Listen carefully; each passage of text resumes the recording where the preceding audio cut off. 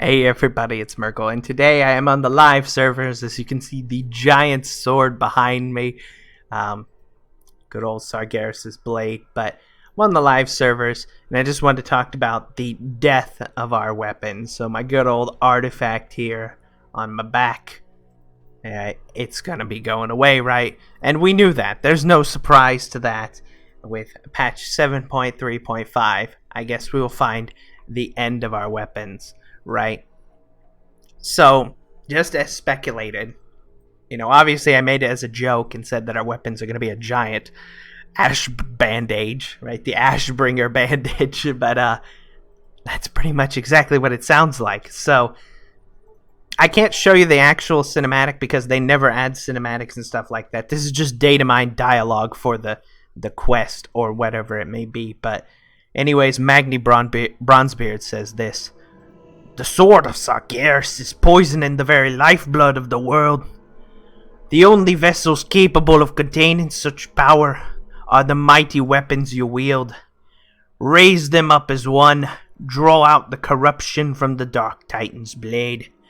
Together, champions, for Azeroth. And there you go.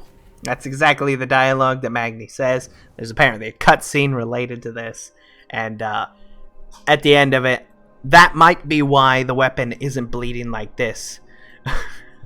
But, anyways. Bye, everyone. We gotta go check this out. So, anyways, this weapon is bleeding off a lot of corruption, right? That's what I said. It's all corrupt and it's leaking out when we first looked at this. So all this corruption is probably going to get absorbed by our weapons in some way, and all this bleeding might stop. That's why they're not showing the blade on PTR, is because likely all of this has changed.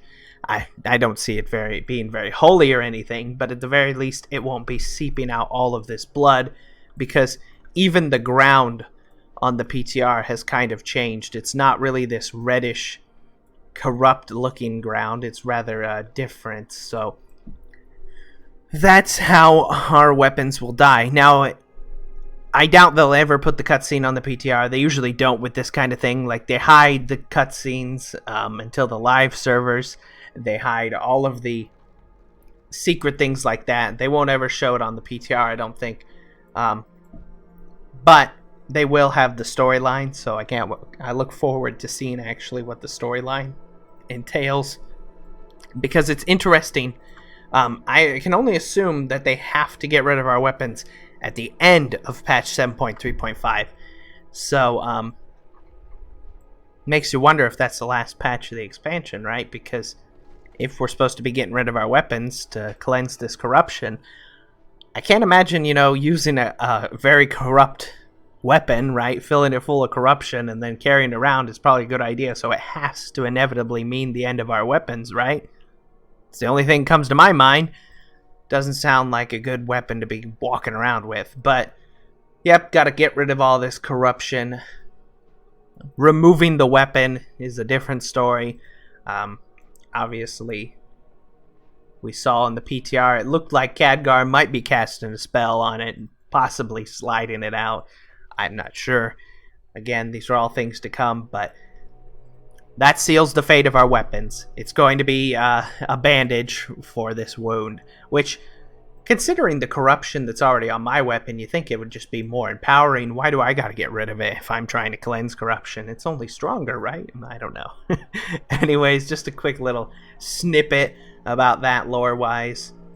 So our Ashbringer bandage prediction was pretty close. And that's why our weapons have to go away. Thank you for watching. I hope you enjoyed, and I will see you again real soon. Bye-bye.